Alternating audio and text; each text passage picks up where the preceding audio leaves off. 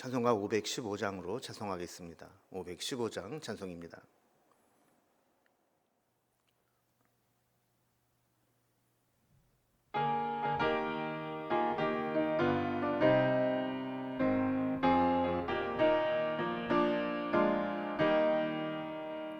눈을 들어 하늘 보라.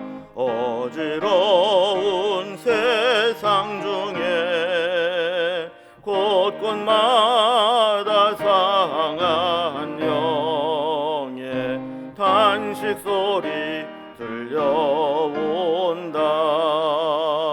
빛을 잃은 많은 사람, 길을 잃고 헤매이며 당자처럼 기진하니 믿는 자여 어이할꼬. 눈을 들어 하늘 보라. 어두워진 세상 중에 외치는 자 많건만은 생명수는 말라서라. 죄를 대속하신 주님, 선한 일꾼 찾으시나. 대답하리 어디 있나. 믿는 자여 어이할꼬. 눈을 들어 하늘 보라. 살아계신 주 하나님, 약한 자를 부르시어 하늘 뜻을 전하셨다. 생명수는 홀로 예수, 처음이요 나중이라. 주님 너를 부르신다. 믿는 자여 어이할꼬. 눈을 들어 하늘 보라. 다시 사신 그리스도, 만 백성을 사랑하사 오래 참고 기다리네. 인내하신 우리 구주, 의의 심판하시는 날 곧 가까이 임하는데 믿는 자여 어이할꼬.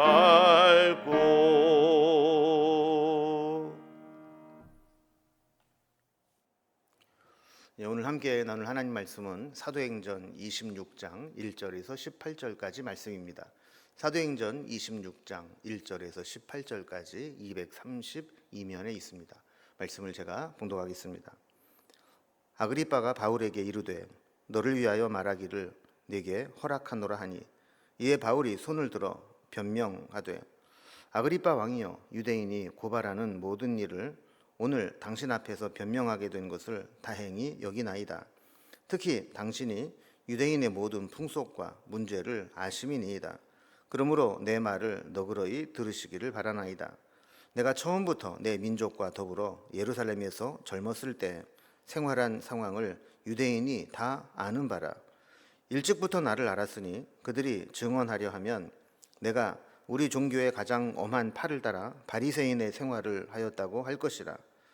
이제도 여기 서서 신문 받는 것은 하나님이 우리 조상에게 약속하신 것을 바라는 까닭이니, 이 약속은 우리 12지파가 밤낮으로 간절히 하나님을 받들어 섬김으로 얻기를 바라는 바인데, 아그리빠 왕이여, 이 소망으로 말미암아 내가 유대인들에게 고소를 당하는 것이니이다.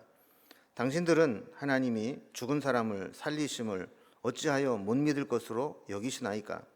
나도 나사렛 예수의 이름을 대적하여 많은 일을 행하여야 될 줄 스스로 생각하고 예루살렘에서 이런 일을 행하여 대제사장들에게서 고난을 받아 가지고 많은 성도를 옥에 가두며 또 죽일 때 내가 찬성 투표를 하였고 또 모든 회당에서 여러 번 형벌하여 강제로 모독하는 말을 하게 하고 그들에 대하여 심히 격분하여 외국 성에게까지 가서 박해하였고 그 일로 대제사장들의 고난과 위임을 받고 다메섹으로 갔나이다.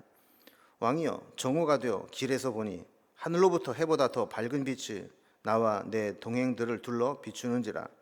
우리가 다 땅에 엎드려짐에 내가 소리를 들으니 히브리 말로 이르되 사울아 사울아 내가 어찌하여 나를 박해하느냐.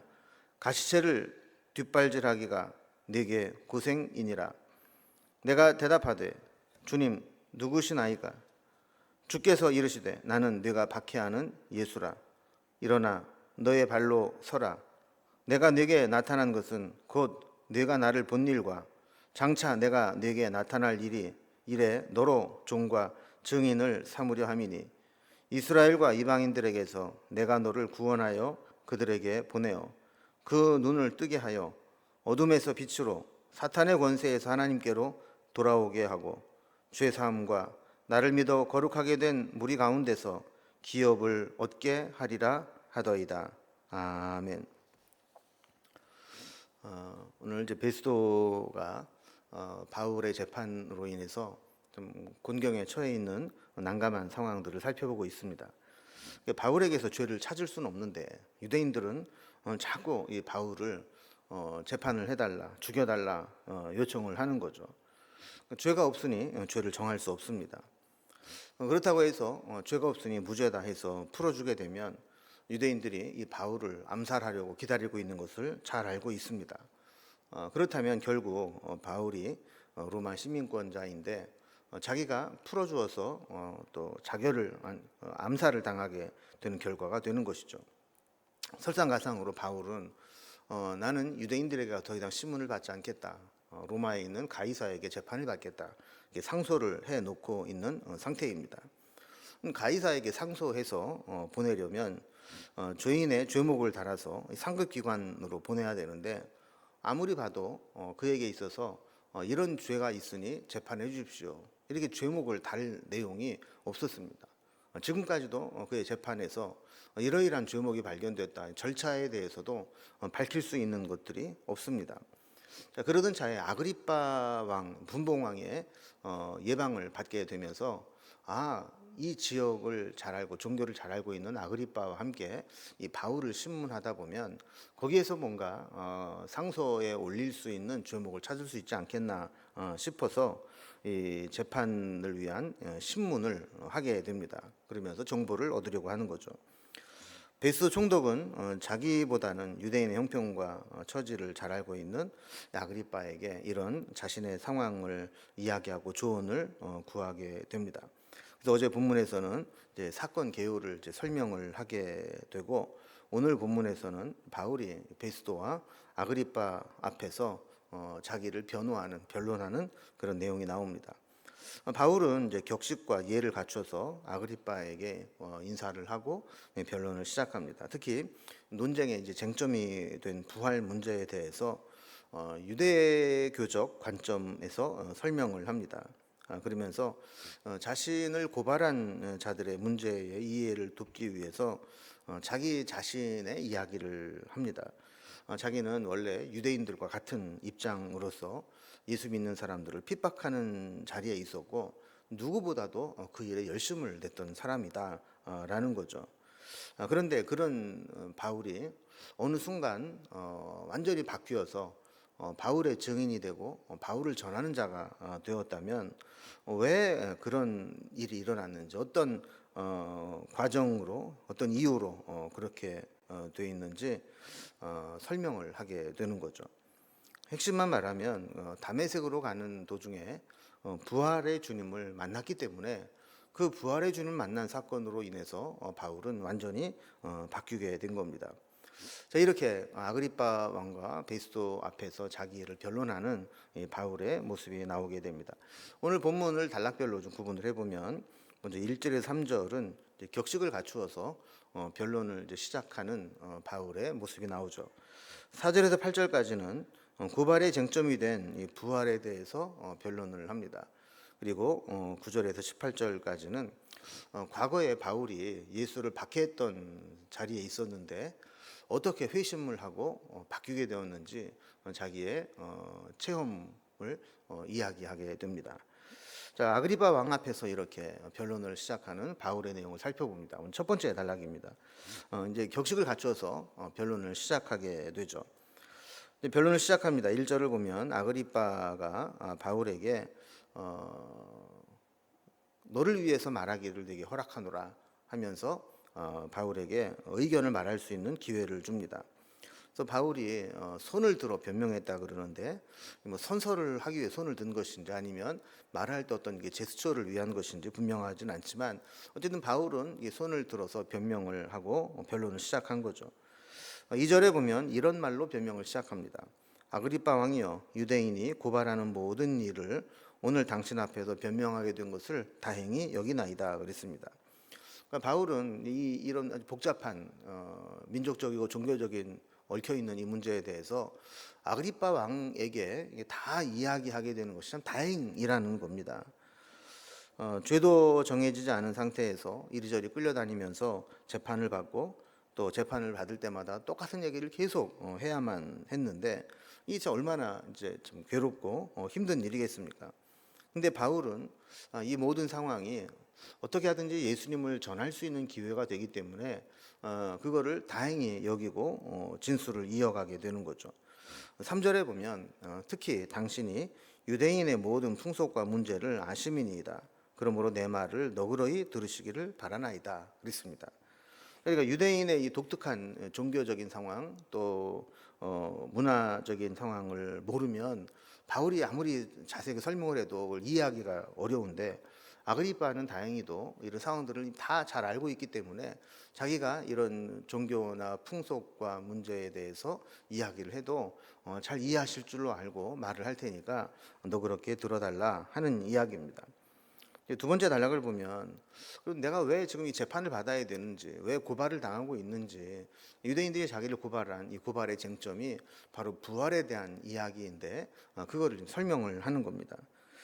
이제 바울이 말하고자 하는 내용을 이야기합니다. 4절에 보면 자기가 처음에 젊었을 때 예루살렘에서 같은 유대인들과 어떻게 생활을 해왔는지 이거는 유대인들이 다 아는 바라는 거예요. 워낙 유명했고 워낙 열심을 냈기 때문에 모르는 사람이 없었다는 거죠. 바울은 젊었을 때 예루살렘으로 또 유학을 왔습니다. 그래서 가말리엘 문화에서 엄한 율법의 교육을 받았던 거죠. 그래서 자기를 고발하러 온 유대인들에게 자기가 예루살렘에 와서 어떤 삶을 살았는지 물어보면 그들이 증인처럼 나에 대해서 이야기를 할 것이다 이렇게 이야기를 한 거죠. 5절에 보면 저들이 자기를 내가 우리 종교의 가장 엄한 팔을 따라 바리새인의 생활을 하였다 이렇게 증언할 거라는 거예요. 아우 바울 그 사람 찔러도 바늘 하나 들어가지 않을 거라고 가장 엄격한 바리새파 여기에서 엄격한 신앙생활을 했던 사람이라고 그렇게 이제 기억하고 증언할 거라는 거죠. 6절에서 유대교의 핵심을 이야기합니다. 이제도 여기 서서 신문 받는 것은 하나님이 우리 조상에게 약속하신 것을 바라는 까닭이니 그랬습니다. 왜 지금 바울이 풀려나지 못하고 이렇게 유대인들에게 고발을 당하고 신문을 받느냐? 그거는 하나님이 우리 조상에게 약속하신 것을 바라고 믿기 때문이라는 겁니다. 그럼 하나님이 약속하신 것 그게 뭘까요? 7절에 있는 것과 같이 이 약속은 우리 12지파가 밤낮으로 하나님 간절히 하나님을 받들어 섬김으로 얻기를 바라는 바인데 그랬습니다. 그러니까 이거는 뭐 나의 개인적인 소망이 아니고 조상들로부터 밤낮으로 사모하면서 하나님을 섬김으로 기다리며 소망했던 것들인데 그 소망 때문에 고소를 당하고 있다라는 거예요. 자, 그토록 간절하게 같은 소망을 가지고 있었던 자들은 정말 그 소망이 이루어졌는데 믿지를 않습니다. 그리고 그 소망했던 것들을 보고 믿었던 자기 자신은 이렇게 고발을 당하고 박해를 받고 있다는 거죠. 그래서 그 소망은 8절에 보면 당신들은 하나님이 죽은 사람을 살리심을 어찌하여 못 믿을 것으로 여기시나이까? 라고 질문한 것을 알 수 있죠. 그러니까 그들이 소망해왔던 게 뭐냐? 하나님은 죽은 자도 살리시는 능력으로 나타나실 것인데 이렇게 죽은 자를 살리실 것을 보여주기 위해서 하나님의 아들 예수 그리스도를 죽음에서 살리셨는데 왜 그거를 못 믿을 것으로 여기고 있느냐 하는 거죠. 예수 믿는 사람들은 예수의 부활을 보고 변화된 자들입니다. 유대인들은 조상부터 바라는 소망인 이 부활이 자기 눈앞에서 지금 이루어지고 있는데도 불구하고 그거를 받아들이지 못하고 믿지 못하고 있고, 바울은 부활의 주님을 만났기 때문에 부활을 전하는데 지금 이것 때문에 내가 재판을 받고 있는 것이다, 이런 이야기를 하는 거죠.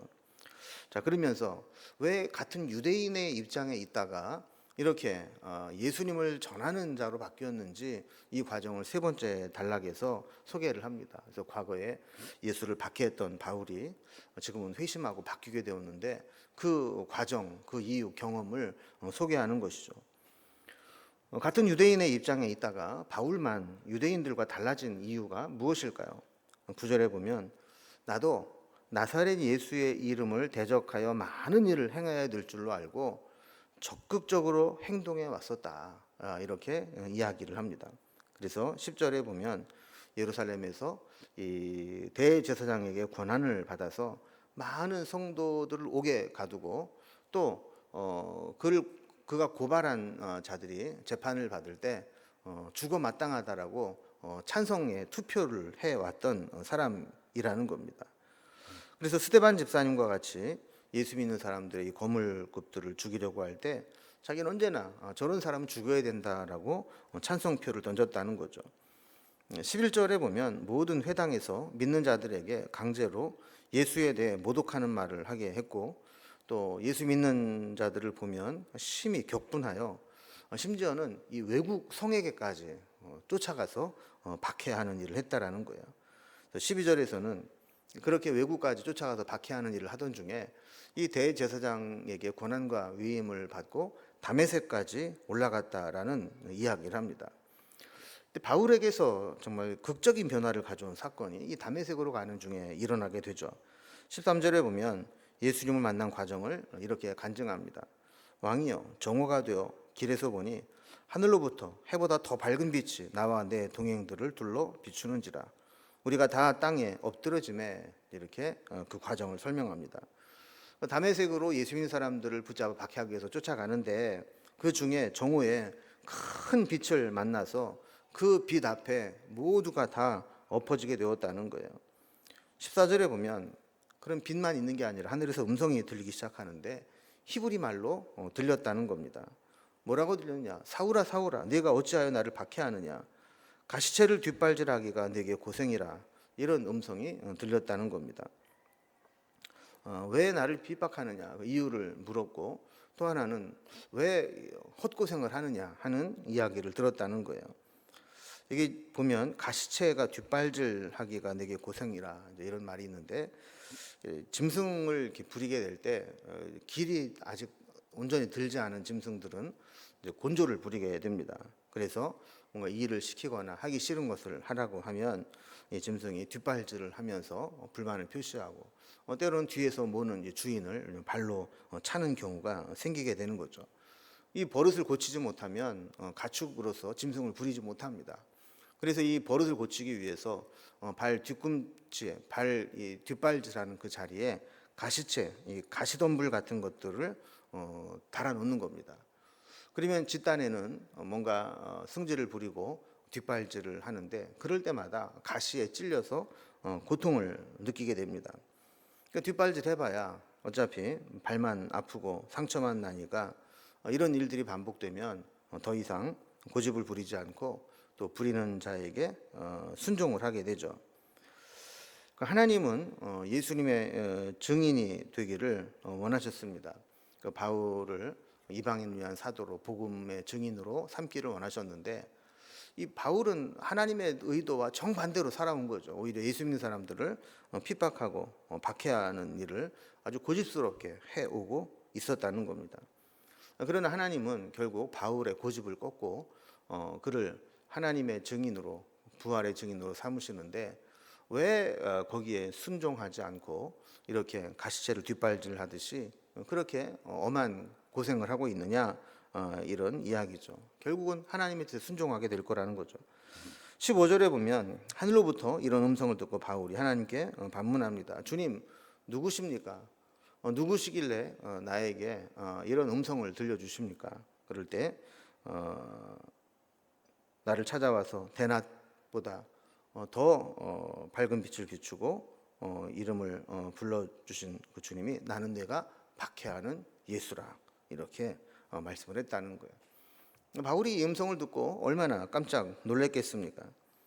16절 이하에 보면 이렇게 예수님께서 만나주신 것을 통해서 바울에게 몇 가지 명령을 내리게 됩니다.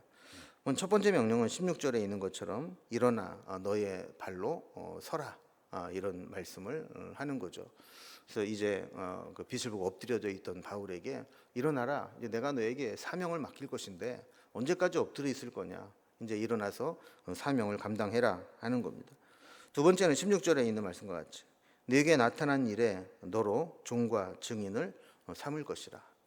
그러니까 바울은 예수 믿는 사람들을 핍박하고 예수님을 핍박하는 자로 살았지만 주님은 그를 변화시켜서 주님의 종으로, 주님의 증인으로 삼을 것이다라는 겁니다. 세 번째는 17절에 보면 이스라엘과 이방인에게 너를 보내어서 내가 너를 구원하여 그들을 보낼 것이다, 이렇게 이야기를 하죠. 그래서 이제 바울은 이방인에게도 가고 이스라엘에게도 가서 그 하나님께서 구원하시는 자로 보내시겠다 하는 사명을 주신 겁니다. 네 번째로 18절에서 그들에게 예수를 믿게 하여 믿음으로 얻게 될 기업을 얻게 하라. 그래서 이제 가서 그들이 바울이 전해서 복음을 받아들이고 주님의 제자가 되고 구원을 받게 되면 그들이 바로 기업이 되게 될 것이다라는 겁니다. 그래서 바울은 이 명령을 지키는 삶을 살게 되었다라고 고백하는 것이죠. 여러분, 어쩌면 바울이 초창기 때 주님을 만나기 전까지 고집센 짐승이 그 발 뒤에 가시체를 달고 살면서 그 고집을 꺾지 못하고 있다가 주님을 만나고 나서야 그의 삶이 바뀐 것처럼 우리도 때로는 고집센 짐승처럼 하나님의 뜻을 어긋나게 내 고집을 부리며 살아갈 때가 있습니다. 그러나 그래봐야 나만 고생이고 나만 손해입니다. 그래서 우리가 오늘도 이 말씀을 통해서 하나님께서 나를 통해 원하시는 것이 무엇인가 하는 것들을 분별하며 하나님의 뜻에 순종하는 삶으로 그 자리로 다시 한번 나아갈 수 있기를 주님의 이름으로 기원합니다. 기도하겠습니다. 하나님 아버지, 바울에게 아그리빠 왕과 베니스 총독에게 자기의 간증을 나누고 복음을 전할 수 있는 기회를 주신 말씀을 살펴보았습니다. 그 과정에서 다메섹에서 어떤 일이 있었는지를 고백하며 특별히 그의 삶 속에 가시체를 뒷발질하기를 네게 고생이라 하는 음성이 들린 것과 같이 우리도 쓸데없는 고집으로 불순종하고 내 멋대로 하려고 하진 않는지 돌아봅니다. 나중에 고생하고 돌이키지 않게 하시고 주님 말씀이 들려질 때 내 고집을 내려놓고 주님의 뜻을 따라 순종하는 삶을 살아갈 수 있도록 도와주시옵소서. 오늘도 하루를 살아가는 동안 주님께 순종하며 동행하는 삶을 살기를 소망하며 예수님의 이름으로 기도드리옵나이다. 아멘. 각자의 기도 제목들로 자유롭게 기도하시겠습니다.